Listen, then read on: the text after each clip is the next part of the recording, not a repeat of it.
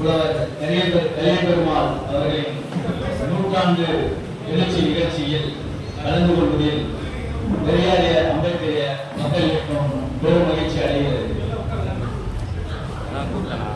தோழர் ஐயா கலியபெருமாள் அவர்களின் சாகசங்கள், அவர் நிகழ்த்திய சமூகத்தில் நிகழ்த்திய மாற்றங்களையும் புரட்சிகளையும் தோழர்கள் தொடர்ச்சியாக நமக்கு எடுத்து கூறினார்கள். இன்று தமிழ் தேசம் எவ்வாறு பயணித்துக் கொண்டிருக்கிறது? ஒரு நீண்ட நெடிய தமிழ் தேச போராட்டம் இந்த தமிழ் மண்ணில் நிகழ்த்தியிருக்கிறது.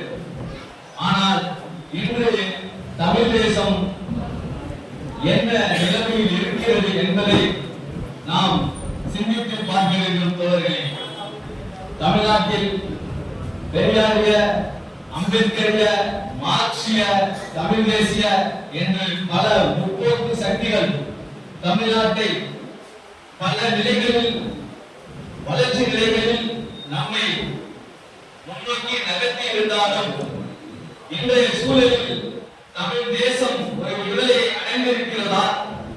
நாம் ஒரு சுதந்திர இடமாக இருக்கிறோமா என்பதை சிந்தித்து பார்க்க வேண்டிய தேவை இருக்கிறது. உலகங்கள் அனைத்திலும் வலதுசாரிகள் கோலோச்சிக் கொண்டிருக்கிறார்கள். வலது சித்தாந்தம் இந்த நாட்டை உச்சாணியில் ஆண்டு கொண்டிருக்கிறது. இந்த நாட்டில் பெரும் புரட்சியை நிகழ்த்திய புரட்சியாளர்கள் மாற்றங்களை நிகழ்த்தினாலும் இன்று உலகத்தில் ஒரு இடது சரியான ஒரு அதிகாரத்தில் இருக்கிறதா?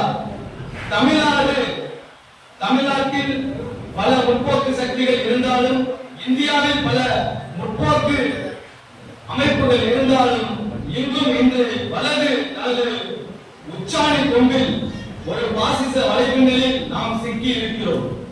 தமிழ் தேசத்தை விடுதலை செய்வது மட்டுமல்லாமல் இன்று நம் முன் பாசிச பார்ப்பனியம் ஒரு ஆக்டோபஸ் கரண்டால் நமக்கு இருந்த சிறிய உரிமைகளையும், நாம் பெற்ற சிறிய உரிமைகளையும் இன்று தனது ஆக்டோபஸ் கரங்களால் முழுமையாக பறிப்பதற்கு இருக்கிறது. இப்படிப்பட்ட இந்த சூழலில் நமது முன்னோடிகளான கலியபெருமாள் தோழர்களை நினைவு கூறுவதும், அவர்களின் வழியில் அவர்களை அடுத்த சிந்தனையாளர்களாக அவர்கள் விட்டு சென்ற கோட்பாடுகளில் இருந்து அதன் பிறகான சிந்தனைகளையும் கூறிய வீரியமான வடிவங்களையும் செயற்திட்டங்களையும் சிந்தித்து செயல்பட வேண்டிய கடமை நமக்கு இருக்கிறது. தமிழ்நாட்டின் அனைத்து ஜனநாயக சக்திகளையும் ஒன்று சேர்த்து ஜாதியத்திற்கு எதிரான, இந்த ஆக்டோபஸ் கரங்களான பாசிச பார்ப்பனியத்திற்கு எதிரான ஒரு வலுவான கூட்டமைப்பை நிறுவ வேண்டிய கடமை நமக்கு இருக்கிறது என்று கூறி வாய்ப்பளித்தமைக்கு நன்றி கூறி